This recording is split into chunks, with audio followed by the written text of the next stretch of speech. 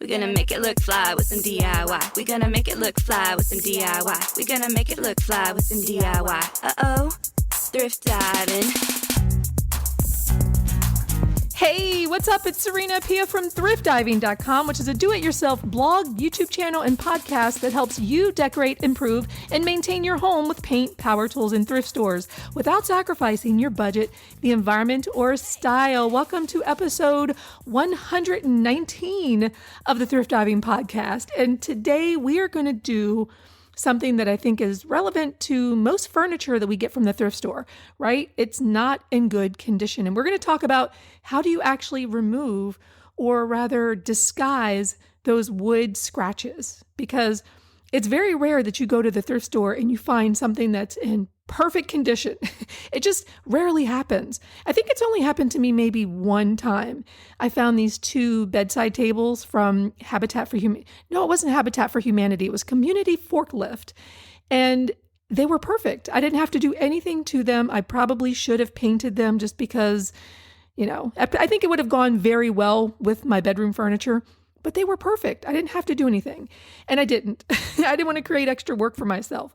All right. So we're going to talk about what do you do when you find something from the thrift store, or maybe you've got a table or something in your house that you have been thinking about stripping. You don't want to strip it. It's got a lot of nooks and crannies, and just thinking about stripping it and sanding it, it's not what you want to do. But you know that you got to do something because it's got some scratches. And I'm not talking about something that you look at it and you're like, yeah, that's in pretty bad condition.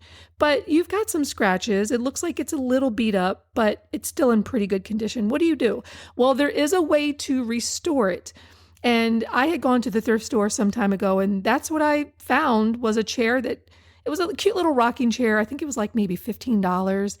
And it was in good condition. I don't know what kind of wood it was, but it had some surface imperfection. And I wanted to test out, okay, if instead of stripping this entire thing, which I didn't want to do, I don't like stripping and sanding chairs. It's just, there's so many sides to the legs, to the arms, the back. It's too much. And so I said, well, what if I buy this rocking chair, and instead of stripping this down, I'm going to see if I can actually disguise or quote unquote remove the scratches without having to do all that. But I didn't want to paint it because it was pretty wood. So I knew there had to be a way to restore it. And I had found these markers. Now, I've seen these markers at Home Depot, and I always wondered, do these things actually work? I mean, they say that they're like furniture rejuvenation markers. My gosh, my phone is going off. I think there's animals walking next to my shed. And every time one animal walks by, I just get this alert on my phone, and I hear the, "Hi, you are currently being recorded." So if you hear this in the podcast, I apologize for that. You know how we do here. I try not to edit if I don't have to. Let's just keep going. Now, here's the thing. When I used to go to the thrift store a lot and I was buying furniture for my home, remember, we bought this home. We couldn't afford to decorate, and everything that I bought was from the thrift store. So there was a lot of things that I would bring home that needed to be refinished or painted. And that's what I would do for the most part, is I would either paint it or refinish. Well, there's some things that you just either can't because it's too complicated, right? It's got a lot of nooks and crannies. Maybe you're new to refinishing. Maybe you're new to painting and you just don't want to do it. Can you restore a piece of wood furniture without having to strip it and paint it? Yes. And so when I had seen these rejuvenate markers, I thought, well, this rocking chair that I bought is going to be a really good project. It's the seat of it looks like it needs to be reupholstered. That's a pretty simple process. If you've never done it, I can tell you that it's literally one of the easiest things that you can do, especially for your first DIY project. And I wanted to try these markers to see if I could refinish this without having to go through all the effort that it normally takes to refinish furniture. I didn't want to paint it. I didn't want to strip it. Let's see if we can actually get rid of these scratches. So let's talk about the materials and the tools that you're going to need to do a project like this. So the markers that I mentioned, they're wood repair markers. You can find them at Home Depot. I will leave a link down below, an affiliate link to Home Depot online. They're like $9, and you get 6 of them, and they're going to range from like a maple, a very light colored maple, oak, all the way to mahogany, ebony. So there's a range of colors. And what I would tell you is that don't feel that you have to choose the marker that corresponds to the type of wood that you have, because you'll see in a moment that for my wood, and I don't even know what kind of wood my wood was. I don't think it was even like a really good quality wood, but I tried different markers and you just have to choose the color that's going to match. And we'll talk about that in a moment. Now, if you're doing a chair like I did, like a dining room chair, you're going to want to have either a screwdriver. I actually had used this Dremel cordless screwdriver, which was actually pretty cool, right? Like you just plug it in, you charge it up, and it had a lot of power. And so that's what I had used for this chair. You'll see in the blog post that corresponds to this episode. Find it down in the show notes. But I used that. But if you have a power drill or just a regular handheld screwdriver, that's fine. And of course, fabric if you're reupholstering it. But there's a product that I really liked called Cabinet and Furniture Restore. And it's not very expensive. It's like $15, $16. It's by Rejuvenate, so they make the markers as well. And when you wipe it on, it actually comes with this microfiber towel. Actually, it's not even a towel. It's more of like a mitt. And you put the mitt on your hand, put the Cabinet and Furniture Restore on the mitt, and you just wipe it on. And oh my gosh, it brings like life back into this wood. It's amazing. You'll see the pictures. I mean, I'm just walking you through it verbally, but you've got to see the pictures. It looks really good. And so I recommend just having some of that on hand whenever you have a piece of furniture, especially something from the thrift store that it's in pretty good condition. Maybe it has a few scratches that you can deal with. You don't even feel like you need to fix those scratches. Just putting on a coat of the Cabinet and Furniture Restore gives it a lot of shine and makes it feel like it's brand new. And I actually had used this on my kitchen cabinets. And I use the markers on my cabinets too. And I mean, they looked phenomenal. They look phenomenal. All right, so let's get back to the actual steps. A couple other things about the materials. You do want to use a lint-free cloth. And what I like to do is at Home Depot, I think they still have them there. I know that I may have found them at Lowe's, and I know that I have found them at Sherwin-Williams stores. But it's called like a rag, a roll of rags. It's $10. I like to have these on hand because whenever I'm painting furniture, whenever I'm stripping furniture, applying stain, applying wax, these cloths are perfect. And it's basically just white t-shirt cotton material. And I guess some factory decides to sell it off to this other company, or maybe it's the same company, and they just sell it for cloth, like lint-free cloths for people like us. So I always have a pack of those on hand, and I would recommend you have that too. Now, somebody had recommended lemon oil for, and you'll see in just a moment, but lemon oil, you want to have that as well.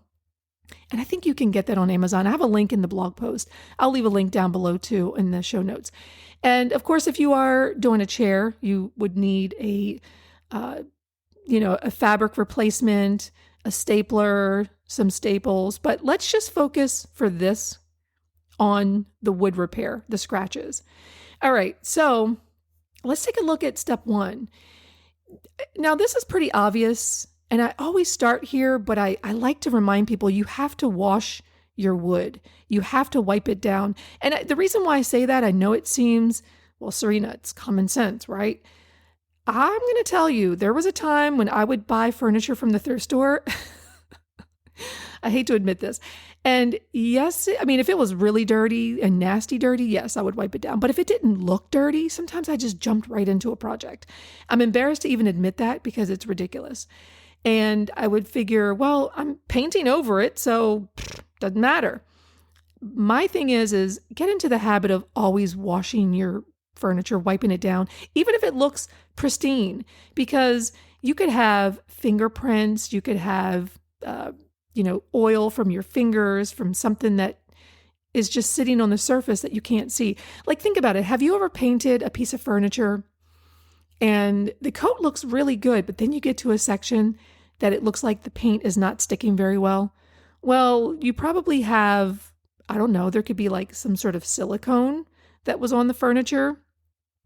You could have oils that are from your hands or something that's spilled on the wood that you can't quite see.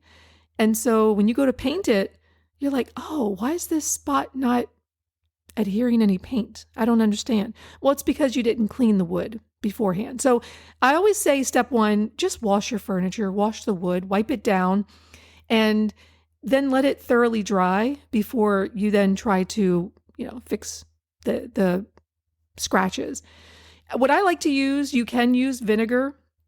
That is the cheapest thing to use. I tend to use Simple Green. I tend to always have a big gallon of it on hand.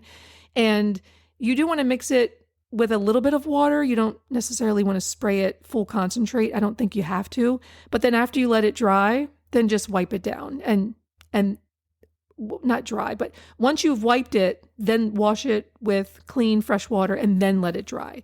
So that's always a good place to start. All right, so then the next thing that you want to do is you want to pick a test area. The wood repair markers, I feel, should always be tested in an area that you're not going to easily see. So like, for example, if you are fixing scratches on that wood table, you have a child that just took that fork and just across the top of your dining room table, that's not necessarily where you want to start. See if you can find another edge that's not right there smack dab in the middle of the table to test it on. Because if you make a wrong choice, right? Like let's say you choose a color that you think is the right color out of the 6-pack of markers, but it's not, you don't really want that to show up. And so for my rocking chair makeover, I started in the back on a rocking chair leg, just on the edge. And then I figured if I messed up or picked the wrong color, the spot wasn't really going to be noticeable. And this is where I started choosing different colors, not necessarily the same written word. Like if, let's say, for example, it's mahogany, I'm not necessarily going to reach for the mahogany one, right? Like I might start a little lighter. And that's some of the tips that I would recommend. Number one, making sure that you actually start with a lighter color and then go darker if needed. Because, as I mentioned, just because it says cherry doesn't mean the cherry is going to work. The lighter colors may still work. And here's the thing. It's easier to go from lighter to darker than it is to go from darker to lighter. So always start light and then go darker if needed. And I would test multiple colors in different test areas. So, you don't have to go over the same area with different colors. You can say, okay, well, let's try on the back of the leg. Let's try the oak, and then let's try the maple. Let's see which one of those looks better. And then choose the one that hides it best. All right, so here's how you actually fill in the wood scratches. So now that you've picked the repair marker that's going to work best for your color of wood on the chair or table or whatever it is, even your wood floors, you can use this on your wood floors. Here's the best way to attack the project. As I mentioned, number one, always start with a lighter color. And for the second tip that I would tell you is always fill in the scratch with as little marker as possible. This is the mistake that I'd started out when I was testing the back, right? Like I was trying to color the entire area. That's not what you want to do. You want to color just where the scratch is. Don't try to color the entire area because that's going to be very difficult to blend into the existing wood. And you want to use that soft lint-free cloth or just get an old t-shirt if you've got one. And you want to immediately wipe that excess marker off. Now, this is where the lemon oil comes into play. One of the YouTube viewers that had seen this video, some time ago, they said, you got to try this with lemon oil, right? Like if you put too much on there, just, add a little bit of lemon oil and see if you can blend it better. And it actually moisturizes the wood. So, definitely pick some of that up. And then if you do make a mistake of adding too much marker, you can use an alcohol wipe. What I would recommend is maybe even just get a cotton swab with some alcohol on the tip and just wipe only the marker off. Like don't use the alcohol or the wipe on the entire area because it's going to dry out the wood. Ask me how I know this. Yeah, so don't do that. Because if you look at the pictures in the blog post, you can see that when I wiped this alcohol over the entire area, it just dried out. I mean, it actually turned the wood kind of white, like that surface area just turned white. And so you don't want to do that. You just want to use that marker in the scratch And if you need to remove it, then just use a Q-tip and go over that area. That's it. All right, chips and scratches, any kind of gouges in the wood, those are going to draw a lot of attention to that area, right? Like that's where your eye automatically goes. When you see a chip or a gouge in a piece of furniture or your cabinets, your eyes always go there. And so what I like about these wood repair markers is that even though the scratch or the chip, it's still there, like it's not erasing it, it's so much less noticeable. The eye doesn't go to it and be like, oh, look at that worn cabinet. Because I can tell you in my kitchen cabinet, my kitchen cabinets, they're not painted. They're just, I think it's got like a cherry finish, or is it a cherry? No, like a mahogany finish on them. And one of the pieces that we have, one of the it's not a cabinet, but it's a drawer that you can pull out. The trash can sits in there and then you close it up. Well, think about how many times you throw things in the trash can every single day, right? Like that's a lot of wear and tear on that cabinet going back and forth, back and forth. And as you're reaching down for the knob or the handle, your fingers are rubbing off that stain that's there.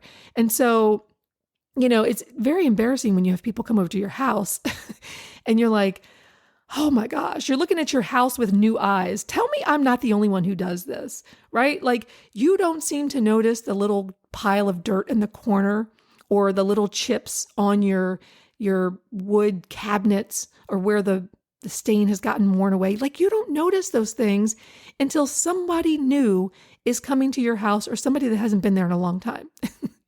And if you're like me, I start going through the house like a mad woman, wiping the walls down where the kids streak their dirty hands across the wall.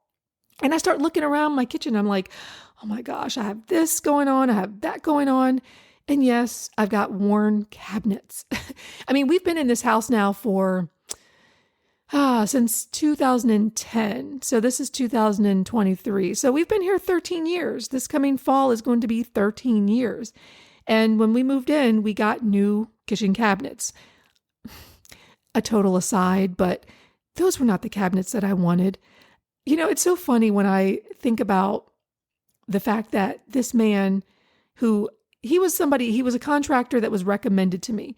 And, I'm even to this day, I still have contact with him on Facebook, but I remember him showing me like a few different cabinets and asking me like, which one do you want? And it wasn't like a whole book.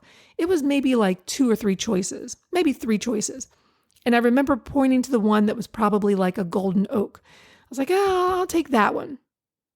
Well, the day he shows up, he actually brings the ones that are like mahogany. And I was too afraid to say something to him. That's right. Yes. You would think like, what, Serena? Oh my God, you didn't say anything. Because I felt like we had gotten such a good deal. Because it was only like $10,000 to do I say only. Now, of course, I'd be like, I'm doing that myself. But it was $10,000 for the cabinets. We had new countertops. And then there were some other small projects that they had done in the house. So all of that was $10,000. I'm like, I guess it's reasonable. It didn't feel reasonable because remember, we were newly out of a 2-bedroom condo. We were moving into this home that just scared the crap out of us.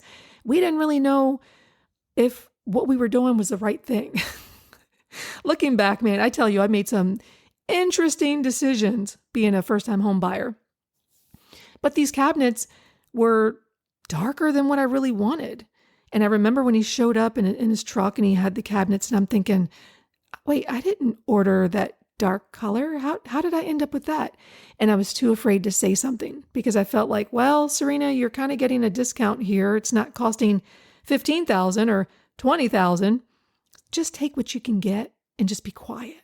And so I never really cared for these cabinet colors. It's too dark in my opinion. And in fact, I'm excited to let you know that come August, September, I am painting those bad boys. I am painting them. I still haven't figured out what color I'm going to do. I might do just like an off-white, maybe on the top, and then on the bottom, I'll do something a little darker. So I'm still not sure what I'm going to do, but I am painting them. And I thought my husband would fight me on it. Like, what? You're painting wood cabinets? I mean, that was an interesting voice that I just did. I thought that he would say something about it, but I think that he's on board. I think so. And I tend to get my way anyway. Like, no, we really need to do this. Let's do this. It's going to be great.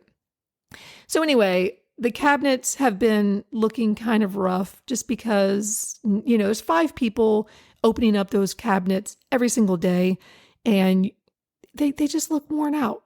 They look worn out. So anyway, I actually had used these markers on those cabinets as well. And you can see that in the blog post that I see. All right. So anyway, with the markers, like I said, you just want to make sure that you find the right color and then only put that color where that scratch is. And it just won't be noticeable anymore. It's not getting rid of it. You're still going to have that little tiny gouge, but now you're not going to see that bare wood popping through, which is just such an eyesore. And you can fill them in completely. You don't have to, color the entire area. Just be very specific with where you're applying it. And you want to let it dry for about 20 minutes before moving on to the next step. All right. So the kitchen cabinets, I already kind of talked about that, but I definitely want you to look at the blog post so that you can see what my cabinets look like before and then what it looked like after. And you can still see that there's a little bit of something, but your eye isn't drawn to that attention. All right. So once it's dried for about 20 minutes, you're going to want to use this cabinet and furniture restorer, like 2 coats.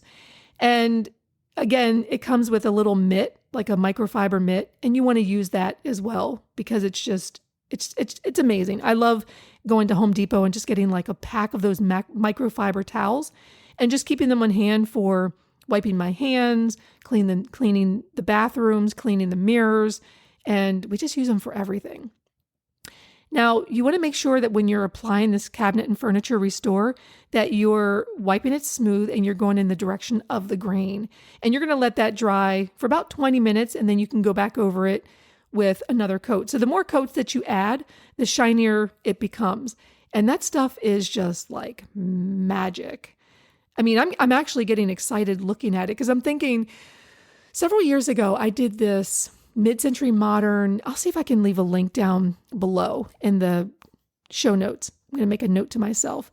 And I didn't really like the way it turned out. I mean, I stripped it. It looked beautiful, but there were some spots that I kind of wasn't really thinking that it looked great.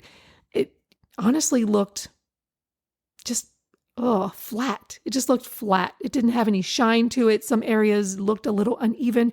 I'm wondering if I do a coat of this cabinet and furniture restore, if it could really look amazing. Right now it's in the basement, the TV's sitting on it, or it's not sitting, the TV's above it. And I store a lot of crafting materials in there, but I think I'm interested in seeing how that might improve that project. But yeah, get that stuff and keep it on hand. When you're, even if you're stripping furniture down and then sanding it down and then you're restaining it, you can use this. Now I would say that you would still want to wax your furniture. I don't think this cabinet and furniture restore will take away from what you would normally do when you refinish furniture. But I don't know if there's a time, like you wouldn't want to use the wax and then, 30 minutes later use the furniture restore. But the shine is just beautiful. Maybe that's something I need to test. That could be a really fun video. What top coat works the best and gives you the best shine? Man, it's like, I love how when I'm talking to you, I just get ideas. Yeah, that would be a great video. What kind of top coat that gives the best shine? And could you use the cabinet and furniture restore as a top coat on newly sanded and refinished furniture? That's a good question. I guess we'll have to investigate that. All right, so then that's pretty much it. That's all you have to do. Now, if you are doing a chair, of course, you'd want to, you would have removed the old seat and all of that. But I'm not really wanting to focus on that. You can find it in the blog post for more information. This is really just about removing those scratches or disguising them so it's less noticeable. And I think that if we developed more of this mindset of how can I fix this instead of let me just throw this away and go get something better, I really think that we could do more for the environment. We could do more for our wallets. We wouldn't have to spend as much money. I mean, You and I, we love going out looking for new stuff. I love when I find a piece of furniture that just catches my eye. I want to bring it home. I know that I shouldn't because I don't need very much furniture in my house. But sometimes you find something and you're just like, oh, I want that. But just imagine, and so we're a little different than I think the normal standard American, right? Or you may be from Canada, right? Canadian, whatever country you live in. If you love DIY, you're more inclined to fix something than to just toss it and go get something new. And so I think if we make it easy for people to understand that, yes, you can repair furniture and it doesn't have to be this extensive project, why not? Why not extend the life of the things that we already have, especially if we love them? Because you might have, let's say you might have a dresser that was handed down from your mom or your grandmother, and it's been in pretty good condition, but maybe you've got some scratches somewhere, and every time you walk by, you're like, oh, I need to do something about that. Well, this could be a solution for you. Just get a pack of these markers. If you're feeling a little hesitant and you're like, oh gosh, but I just don't want to touch this, I don't want to ruin it, then what I would recommend is find another piece of inexpensive furniture in your house that you don't mind, quote unquote, ruining, and test it out and see how you like it before you do your actual project, the one that's meaningful to you. Because there's nothing worse than having a fear of tackling a project and then actually messing up and feeling like, oh my gosh, I never want to do another DIY project because I just messed it up. You don't want to do that, right? Like you want to set yourself up for the best success. And the way that we do that, the way that I do that is I test everything. I test everything. And even then I still make mistakes, right?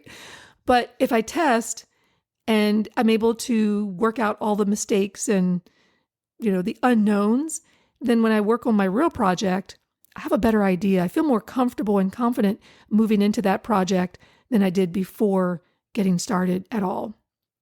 So that's what I have for you today. All the links can be found down in the show notes. I want to know from you, do you have a piece of furniture that you've been kind of sitting on for a while? Excuse the pun, but you've been sitting on for a while that you've been wanting to fix because it's got some scratches and you just didn't really know what to do? Well, try these markers out and see how you like them. Definitely pick up the Cabinet and Furniture Restore. Again, do a test area on that as well before you actually do your real project. Do a leg, the back of a chair or something like that, or the underside of a chair, and see how you like it before you move on to the visible parts. And restore your furniture. You don't have to go through lots of painting and refinishing by stripping and putting new coats. Like, yes, we love that, but if you don't have to do that, spend your time on something that actually is going to need that love and attention. All right, that's what I got for you this week. Hey, if you've got a DIY question and you want some advice, or maybe you want your question to be featured on the Thrift Diving podcast, send me an email, serena@thriftdiving.com. Hit me up on Instagram @thriftdiving. Let me know what your question is, and then maybe I can feature you and your question, and we can find a solution. Because if you're having that problem, I bet you there's somebody else that's having that exact same problem. All right, I hope you enjoyed this episode. I will leave all the links down below. Let me know how you enjoyed it, and I will see you next episode. Diving. Find it ugly, make it pretty. Paint power tools, alright. Saving money with those thrift store vibes. Yeah, thrift diving. Find it ugly, make it pretty. Hey. Paint power tools, alright. Saving money.